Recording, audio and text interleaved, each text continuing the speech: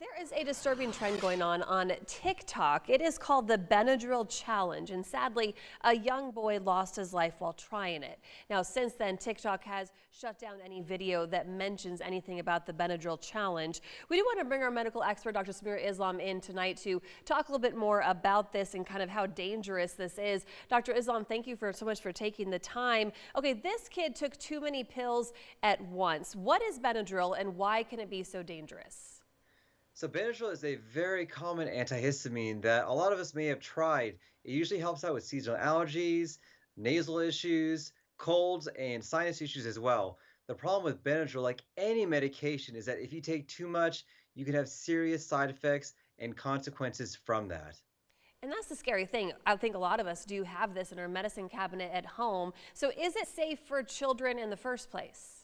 So luckily, there is a safe dose for kids. In fact, they even have a children's Benadryl specifically made for kids. But once again, the issue always becomes if you take too much, or maybe you're taking the right amount but taking the adult dosages, that's when you have these serious consequences occur. And what are some things that parents should look out for in case their kid does take too much or they might have gotten into their medicine cabinet, unfortunately?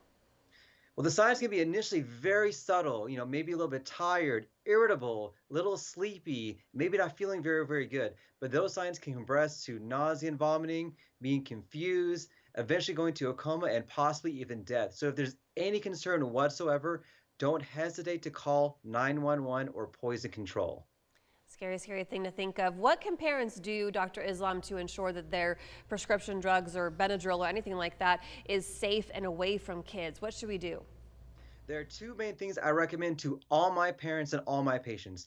Number one, keep your medications in a place that is far away from where your kids can reach, whether it's a cabinet up high or maybe even locked up. But also, number two, make sure you have the child-proof caps on all the medications. They are there for a reason. They actually do prevent kids from opening up those bottles, so make sure you have that. And these are two of the most important things I recommend for any parent. Something easy to take 5 or 10 minutes to do this weekend and make sure all those caps are on properly. Dr. Islam, thank you so much for taking the time. We appreciate it. Thanks for having me on.